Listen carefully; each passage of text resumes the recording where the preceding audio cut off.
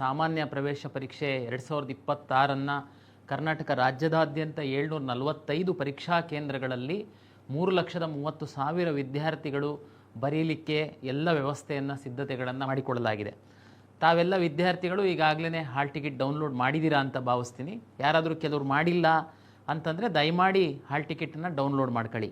ತಮಗೆಲ್ಲ ಗೊತ್ತಿರುವಂತೆ ಕರ್ನಾಟಕ ರಾಜ್ಯದಲ್ಲಿ 40-45% ಎಲ್ಲ ಇಂಜಿನಿಯರಿಂಗ್ ಕಾಲೇಜುಗಳ ಸರ್ಕಾರಿ ಇಂಜಿನಿಯರಿಂಗ್ ಕಾಲೇಜುಗಳ 100% ಮತ್ತು 100% ಫಾರ್ಮ್ ಸೈನ್ಸು, ವೆಟರ್ನರಿ, ನರ್ಸಿಂಗು ಎಲ್ಲ ಸೀಟ್ಗಳನ್ನು ಈ ಪರೀಕ್ಷೆಯ ಒಂದು ರ್ಯಾಂಕ್ ಆಧಾರದ ಮೇಲೆ ನಾವು ಹಂಚಿಕೆ ಮಾಡೋದ್ರಿಂದ ಮೆರಿಟೋರಿಯಸ್ ವಿದ್ಯಾರ್ಥಿಗಳಿಗೆ ರಿಯಾಯಿತಿ ದರದಲ್ಲಿ ಫೀ ಸಹ ಇರೋದ್ರಿಂದ ಪರೀಕ್ಷೆಯನ್ನು ತಾವು ಒಳ್ಳೆ ರೀತಿಯಲ್ಲಿ ಬರೆದು ತಾವು ರ್ಯಾಂಕನ್ನು ಪಡೆಯುವಂಥದ್ದು, ಕೌನ್ಸಿಲಿಂಗಿಗೆ ಭಾಗವಹಿಸುವಂಥದ್ದು ಅನಿವಾರ್ಯ. ಕೆಲವು ವಿದ್ಯಾರ್ಥಿಗಳು ಒಂದೆರಡು ಸಬ್ಜೆಕ್ಟಲ್ಲಿ ಏನಾದ್ರೂ ಫೇಲ್ ಆಗಿತ್ತು ಅಂತಂದರೆ ನಾನು ಯಾಕೆ CET ಬರೀಬೇಕು, ನಾನು ಹೆಂಗಿದ್ರೂ ಫೇಲ್ ಆಗಿದ್ದೀನ ಅಂತ ತಾವು ಭಾವಿಸಿರ್ಬೋದು. ತಾವೇನು ಚಿಂತೆ ಮಾಡೋ ಅಗತ್ಯ ಇಲ್ಲ. ತಮಗೆಲ್ಲ ಗೊತ್ತಿರುವಂತೆ ಎರಡನೇ PUC ಪರೀಕ್ಷೆಯನ್ನು ಅವರು ನಡೆಸಲಿಕ್ಕೆ ಎಲ್ಲ ವ್ಯವಸ್ಥೆಯನ್ನು ಮಾಡಿಕೊಂಡಿದ್ದಾರೆ. ಆ ಎರಡನೇ PUCಯ ಎರಡನೇ ಪರೀಕ್ಷೆಯ ಫಲಿತಾಂಶವನ್ನೂ ಸಹ ನಾವು ಆಧರಿಸಿ CET ರ್ಯಾಂಕನ್ನು ನಾವು ಕೊಡೋದ್ರಿಂದ ತಮಗೆ ಇನ್ನೂ ಅವಕಾಶ ಇದೆ. ಹಾಗಾಗಿ ತಾವು CETನ ಬರಿಬೇಕು ಅಂತನ್ನುವಂಥದ್ದು ನನ್ನ ಒಂದು ವಿನಂತಿ. ಹಾಲ್ ಟಿಕೆಟ್ ಜೊತೆ ಒಂದಷ್ಟು ಇನ್ಸ್ಟ್ರಕ್ಷನ್ಗಳನ್ನು ವಿದ್ಯಾರ್ಥಿಗಳಿಗೆ ಕೊಟ್ಟಿದ್ದೀವಿ. ದಯಮಾಡಿ ಆ ಇನ್ಸ್ಟ್ರಕ್ಷನ್ಸ್ಗಳೇನಿದೆ, ಸೂಚನೆಗಳೇನಿದೆ ಪ್ರಾಧಿಕಾರ ಕೊಟ್ಟಿರುವಂಥದ್ದು ತಾವು ದಯಮಾಡಿ ಸ್ಟಡಿ ಮಾಡಿ ಒಂದು 10 ನಿಮಿಷ ತಾವು ಅದನ್ನು ಗಮನವಿಟ್ಟು ಓದಿದರೆ ನಿಮ್ಮ ಪರೀಕ್ಷೆ ಭಾಳ ಸುಗಮವಾಗಿ ಆಗುತ್ತೆ ಅಂತನ್ನುವಂಥದ್ದು.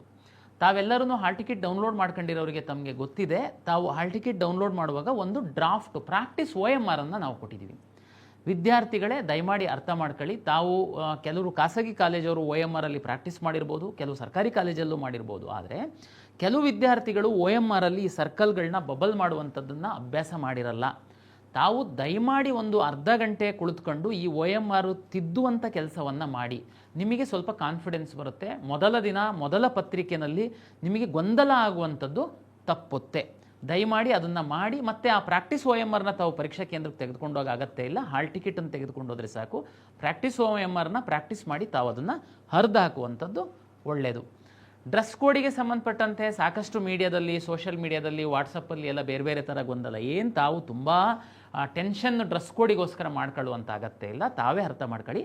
ಪಾರದರ್ಶಕವಾಗಿ ಪರೀಕ್ಷೆ ನಡೆಸಲಿಕ್ಕೆ ನಾವು ಕೆಲವೊಂದು ಡ್ರೆಸ್ ಕೋಡ್ಗಳನ್ನು, ಅಂದರೆ ಫುಲ್ ಧೂಳಿರುವಂಥ ಶರ್ಟ್ ಬೇಡ, ಇಡೀ ಮೈ ಕವರ್ ಆಗುವಂಥದ್ದು, ಕಿವಿ ಎಲ್ಲ ಮುಚ್ಕೊಂಡು ತಾವು ಪರೀಕ್ಷೆಗೆ ಬರುವಂಥದ್ದು ಬೇಡ, ಲೆದರ್ ಶೂ, ತುಂಬ ದೊಡ್ಡದಾಗಿ ಶೂ ಹಾಕುವಂಥ, ಅಂದರೆ ತಾವು ಹೇಳಿ, ಅಂದರೆ ಎಲ್ಲೆಲ್ಲಿ ಏನಾದ್ರೂ ಮಾಲ್ ಪ್ರಾಕ್ಟೀಸ್ ಮಾಡಲಿಕ್ಕೆ ಸಾಧ್ಯ ಆಗ್ಬೋದು, ಚೀಟಿ ಮತ್ತೇನಾದರೂ ಎಲೆಕ್ಟ್ರಾನಿಕ್ ಡಿವೈಸಸ್ ಏನಾದರೂ ಇಟ್ಕೊಂಡು ಹೋಗ್ಬೋದಾ ಅನ್ನುವಂಥದ್ದಕ್ಕೆ ಡ್ರೆಸ್ ಕೋಡ್ ಅಷ್ಟೇ. ಅದಕ್ಕೋಸ್ಕರ ನೀವು ತುಂಬ ಟೆನ್ಷನ್ ಮಾಡ್ಕೊಂಡು ಡ್ರೆಸ್ ಕೋಡಿಗೋಸ್ಕರ ನೀವು ಪರೀಕ್ಷೆನ ಗೊಂದಲದಲ್ಲಿ ಬರೆಯುವಂಥ ಅಗತ್ಯ ಇಲ್ಲ. ತಾವು ಸಿಂಪಲ್ಲಾಗಿ ಸಾದಾ ಸೇದುವಾಗಿ ತಾವು ಹೋಗಿ ಪರೀಕ್ಷೆ ಧೈರ್ಯವಾಗಿ ಬರೀರಿ. ಏನು ಡ್ರೆಸ್ ಹಾಕ್ಕೊಂಡು ಹೋಗ್ಬೋದು, ಏನು ಹಾಕ್ಕೊಂಡು ಹೋಗ್ಬಾರ್ದು ಅನ್ನುವಂಥದ್ದು ನಾನು ತಮಗೆ ವಾಟ್ಸಪ್ಪಲ್ಲಿ ಕಳಿಸಿದ್ದೀನಿ. ಒಮ್ಮೆ ತಾವು ನೋಡ್ಕೊಳ್ಳಿ. ತುಂಬ ಕಠಿಣವಾಗಿರುವಂಥದ್ದೇನಲ್ಲ. ದಯಮಾಡಿ ಪಾರದರ್ಶಕವಾಗಿ ಪರೀಕ್ಷೆಯನ್ನು ನಡೆಸಲಿಕ್ಕೆ ಈ ಡ್ರೆಸ್ ಕೋಡನ್ನು ಪಾಲನೆ ಮಾಡುವಂಥದ್ದಕ್ಕೆ ಸಹಕರಿಸಿ ಅಂತ ಎಲ್ಲ ವಿದ್ಯಾರ್ಥಿಗಳಿಗೆ ಹಾಗೂ ಪೋಷಕರಿಗೆ ನಾನು ವಿನಂತಿಯನ್ನು ಮಾಡಿಕೊಳ್ತೀನಿ. ಜೊತೆಗೆ ಪರೀಕ್ಷಾ ಕೇಂದ್ರದಲ್ಲಿ ತಾವು ಹಾಲ್ ಟಿಕೆಟ್ ಜೊತೆಯಲ್ಲಿ ಏನು ಫೋಟೋ ಇದೆ ಅಲ್ಲೊಂದು QR ಕೋಡ್ ಸಹ ಇದೆ. ಆ QR ಕೋಡನ್ನು ನಮ್ಮ ವಾಲಂಟಿಯರ್ಸು ತಾವು ಪರೀಕ್ಷಾ ಕೇಂದ್ರಕ್ಕೆ ಬಂದಾಗ ಸ್ಕ್ಯಾನ್ ಮಾಡ್ತಾರೆ. ಸ್ಕ್ಯಾನ್ ಮಾಡಿದಾಗ ತಾವು ಪರೀಕ್ಷೆಗೆ ಅರ್ಜಿ ಹಾಕುವಂಥ ಸಂದರ್ಭದಲ್ಲಿ ಅಪ್ಲೋಡ್ ಮಾಡಿರುವಂತಹ ಫೋಟೋ ಅವರ ವಾಲಂಟಿಯರ್ಸ್ ಮೊಬೈಲಲ್ಲಿ ಬರುತ್ತೆ. ನೀವು ಯಾರು ಬಂದಿದ್ದೀರಾ ನಿಮ್ಮದು ಲೈವ್ ಫೋಟೋನ ಕ್ಯಾಪ್ಚರ್ ಮಾಡ್ತಾರೆ. ಎರಡೂ ಹೊಂದಾಣಿಕೆ ಆದಮೇಲೆ ಒಳಗಡೆ ನಿಮ್ಮನ್ನು ಬಿಡ್ತಾರೆ. 100% ಪರೀಕ್ಷೆ ಯಾರು ಅರ್ಜಿ ಹಾಕಿದ್ದಾರೆ ಅದೇ ವಿದ್ಯಾರ್ಥಿಗಳು ಬಂದು ಪರೀಕ್ಷೆಯನ್ನು ಬರೀಬೇಕು. ಯಾವುದೇ ರೀತಿ ಬದಲಿ ಅಭ್ಯರ್ಥಿಗಳು ಬರಬಾರ್ದು ಅನ್ನುವಂಥ ಒಂದು ಕಠಿಣ ನಿರ್ಧಾರಕ್ಕೋಸ್ಕರ ನಾವು ವ್ಯವಸ್ಥೆ ಮಾಡಿದ್ವಿ. ಅದಕ್ಕೆ ನೀವು ಕೊನೆಯ ಮೂಮೆಂಟಲ್ಲಿ ಪರೀಕ್ಷಾ ಕೇಂದ್ರಕ್ಕೆ ಬಂದು ಇದು ತುಂಬ ಗೊಂದಲ ಆಗೋದಕ್ಕಿಂತ ಸ್ವಲ್ಪ ಬೇಗ ಪರೀಕ್ಷಾ ಕೇಂದ್ರಕ್ಕೆ ಬನ್ನಿ. ಮತ್ತು ಹಾಲ್ ಟಿಕೆಟಲ್ಲಿ ಪರೀಕ್ಷಾ ಕೇಂದ್ರದ ವಿಳಾಸವನ್ನು ನೋಡ್ಕೊಳ್ಳಿ. ಕೆಲವೊಮ್ಮೆ ಏನಾಗುತ್ತೆ, ಸರ್ಕಾರಿ ಪದವಿ ಪೂರ್ವ ಕಾಲೇಜೇ ಹೆಸರಿರುತ್ತೆ, ಅದರಲ್ಲಿ ಮುಂದ್ಗಡೆ ಬ್ಲಾಕ್ ಬೇರೆ ಬೇರೆ ಇರುತ್ತೆ. ತಾವು ಅದನ್ನು ಸ್ವಲ್ಪ ನೋಡ್ಕೊಳ್ಳಿ. ಮೊದಲ ದಿವಸ ತಾವು ಖಂಡಿತ ಬೇಗ ಹೋಗಿ, ಆವಾಗ ನಿಮಗೆ ಟೆನ್ಷನ್ ಆಗುವಂಥ ತಪ್ಪುತ್ತೆ. ಅದು ಎಲ್ಲ ವಿದ್ಯಾರ್ಥಿ ಮತ್ತು ಪೋಷಕರಿಗೆ ನನ್ನ ಒಂದು ವಿನಂತಿ. ಫುಡ್ಡು, ವಾಟ್ರ್ ಬಾಟ್ಲಿ ಬೇರೆ ಯಾವುದು ನಾವು ಒಳಗಡೆ ತಗೊಂಡು ಬರಬೇಡಿ ಅಂತ ಹೇಳಿದ್ದೀವಿ. ಕುಡಿಯೋ ನೀರಿನ ವ್ಯವಸ್ಥೆಯನ್ನು ನಾವೇನೇ ಪರೀಕ್ಷಾ ಕೇಂದ್ರದಲ್ಲಿ ವ್ಯವಸ್ಥೆ ಮಾಡಿದ್ದೀವಿ. ಮಕ್ಕಳಿಗೆ ಯಾರಾದರೂ ನೀರು ಬೇಕು ಅಂತಂದರೆ ಅವರು ನಿಮ್ಮ ಪರೀಕ್ಷೆ ಬರೆಯುವಂಥ ಸ್ಥಳಕ್ಕೆ ತೆಗೆದುಕೊಂಡು ಬರ್ತಾರೆ. ಹಾಗಾಗಿ ಎಕ್ಸ್ಟ್ರಾ ಲಗೇಜನ್ನು ತಗೊಂಡು ಒಳಗಡೆ ಹೋಗೋದಕ್ಕೆ ಹೋಗಬೇಡಿ. ಬೇರೆ ನಿಮ್ಮ ಬಿಲಾಂಗಿಂಗ್ಸು, ಯಾವುದಾದ್ರೂ ಕಾಸ್ಟ್ಲಿ ಬ್ಯಾಗು, ಮೊಬೈಲು ಅಂಥದ್ದೆಲ್ಲದನ್ನು ತರಲಿಕ್ಕೆ ಹೋಗಬೇಡಿ. ಯಾಕೆಂದರೆ ಅದಕ್ಕೋಸ್ಕರ ನಾವು ಯಾವುದೇ ಕ್ಲಾಕ್ ರೂಮ್ ವಿಶೇಷವಾಗಿ ಭದ್ರತೆಯನ್ನು ಒದಗಿಸ್ಲಿಕ್ಕೆ ಯಾವುದು ವ್ಯವಸ್ಥೆ ಮಾಡಿರಲ್ಲ. ಪೇರೆಂಟ್ಸ್ ಬಂದರೆ ದಯಮಾಡಿ ಹೊರಗಡೆ ಪೇರೆಂಟ್ಸ್ ಹತ್ರ ಕೊಟ್ಟು ಒಳಗಡೆ ಬಂದು ಪರೀಕ್ಷೆಯನ್ನು ಬರೀರಿ. ಮತ್ತೆ ನಾನು ವಿನಂತಿ ಮಾಡಿಕೊಳ್ಳುವಂಥದ್ದು, ನಾವು ಈ ಎಲ್ಲ ನಿರ್ಧಾರಗಳೇನಿದೆ, ಡ್ರೆಸ್ ಕೋಡ್ ಇರ್ಬೋದು, ಫೇಶಿಯಲ್ ಆಪ್ ಇರ್ಬೋದು, ಇದೆಲ್ಲದೂ ವಿದ್ಯಾರ್ಥಿಗಳು ಯಾರು ಕಷ್ಟಪಟ್ಟು ಓದಿದ್ದಾರೆ ಅವರಿಗೆ ಒಂದು ಒಳ್ಳೆ ರೀತಿ ಪರೀಕ್ಷೆ ಆಗಬೇಕು ಅಂತ ಮಾಡಿರುವಂಥ ನಿಯಮನೇ ಹೊರತು ಯಾರಿಗೆ ಒಂದು ತೊಂದರೆ ಆಗಬೇಕು ಅಂತ ಮಾಡಿರುವಂಥದ್ದಲ್ಲ. ಹಾಗಾಗಿ ಎಲ್ಲ ಪೋಷಕರು ಮತ್ತು ವಿದ್ಯಾರ್ಥಿಗಳು ಇದನ್ನು ಅರ್ಥ ಮಾಡ್ಕೊಂಡು ನಮಗೆ ಸಹಕರಿಸ್ತೀರಾ ಅಂತ ನಾನು ಭಾವಿಸಿದ್ದೀನಿ.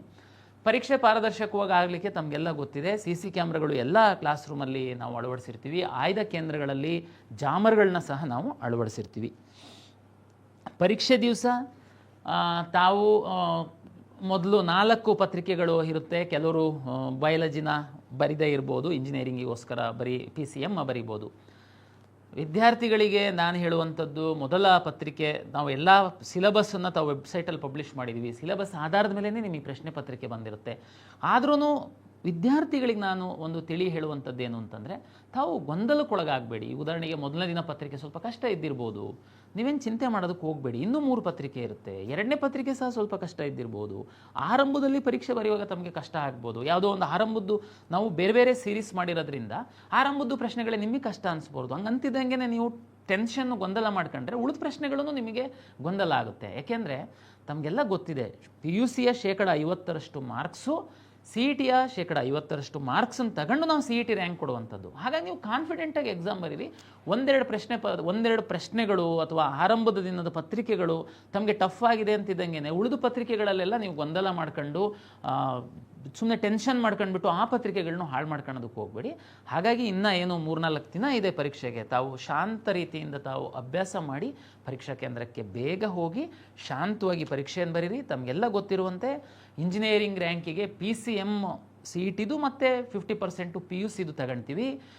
ಫಾರ್ಮ್ ಸೈನ್ಸಸ್ ರ್ಯಾಂಕಿಗೆ PCMB 50% ಮತ್ತು ತಮ್ಮ PUCಯ PCMB 50% ತಗೊಳ್ತೀವಿ. ವೆಟರ್ನರಿಗೆ ಈ CETದು PCB ಮಾತ್ರ ತಗೊಳ್ತೀವಿ. ಹಾಗಾಗಿ ಎಲ್ಲ 50% ತಗೊಳೋದ್ರಿಂದ ನೀವು ಯಾವುದೋ ಒಂದು ಪತ್ರಿಕೆ ಸ್ವಲ್ಪ ಡಲ್ ಆಯಿತು ಅಂತ ಚಿಂತೆ ಮಾಡೋಕ್ಕೆ ಹೋಗಬೇಡಿ. ವಿಶೇಷವಾಗಿ ಪರೀಕ್ಷೆ ದಿನ ಪರೀಕ್ಷಾ ಕೇಂದ್ರದೊಳಗಡೆ ನಿಮಗೆ ಕಿವಿ ಮಾತು ಹೇಳುವಂಥದ್ದೇನು ಅಂತಂದರೆ, OMRಗೆ ಸಂಬಂಧಪಟ್ಟಂತೆ ನಾವು OMR ತಮಗೆ ಪ್ರಾಕ್ಟೀಸ್ ಮಾಡಲಿಕ್ಕೆ ಕೊಟ್ಟಿದ್ದೀವಿ. ಜೊತೆಗೆ ಈಗ ನಿಮಗೆ ರಿಯಲ್ OMR ಪರೀಕ್ಷಾ ಕೇಂದ್ರದಲ್ಲಿ ಕ್ವಶನ್ ಪೇಪರ್ ಕೊಡೋದಕ್ಕಿಂತ ಮೊದಲು ನಿಮಗೆ OMR ಪತ್ರಿಕೆಯನ್ನು ಕೊಡ್ತಾರೆ.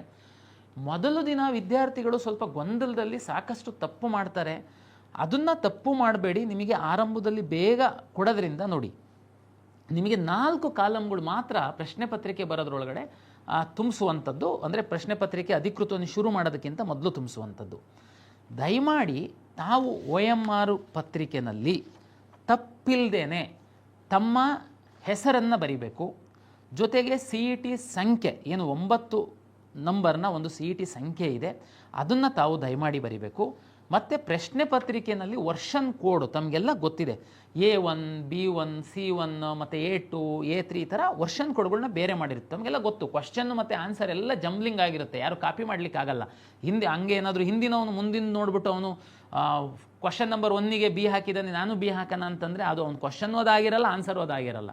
ದಯಮಾಡಿ ಹಾಗಾಗಿ ಹಿಂದೆ ಮುಂದೆ ನೋಡಿ ಬರೆಯುವಂಥದ್ದು ಯಾರಾದರೂ ಸಣ್ಣ ಪುಟ್ಟ ಮನಸ್ಸೇನಾದರೂ ಇದ್ದರೆ ದಯಮಾಡಿ ಕೈ ಬಿಟ್ಬಿಡಿ. ನಾವು ಜಂಬ್ಲಿಂಗ್ ಮಾಡಿರ್ತೀವಿ. ಅದಕ್ಕೇ ಈ ಪ್ರಶ್ನೆ ಪತ್ರಿಕೆಯಲ್ಲಿ ವರ್ಷನ್ ಕೋಡ್ ಅಂತ ನಾವು ಬರುವಂಥದ್ದು. ಹಾಗಾಗಿ ಈ ವರ್ಷನ್ ಕೋಡನ್ನು ಕರೆಕ್ಟ್ ತುಂಬಿಸ್ಬೇಕು. ಯಾಕೆ ಅಂತಂದರೆ ನಿಮ್ಮದು ವ್ಯಾಲ್ಯೂಯೇಷನ್ ನಾವು ಮಾಡುವಂಥ ಸಂದರ್ಭದಲ್ಲಿ ವರ್ಷನ್ ಕೋಡ್ ಆಧಾರದ ಮೇಲೆ ನಾವು ಮ್ಯಾಪಿಂಗ್ ಮಾಡೋದ್ರಿಂದ ವರ್ಷನ್ ಕೋಡು ಮತ್ತು ಪ್ರಶ್ನೆ ಪತ್ರಿಕೆಯ ಕ್ರಮ ಸಂಖ್ಯೆಯನ್ನು ತಾವು ಬರಿಬೇಕಾಗುತ್ತೆ.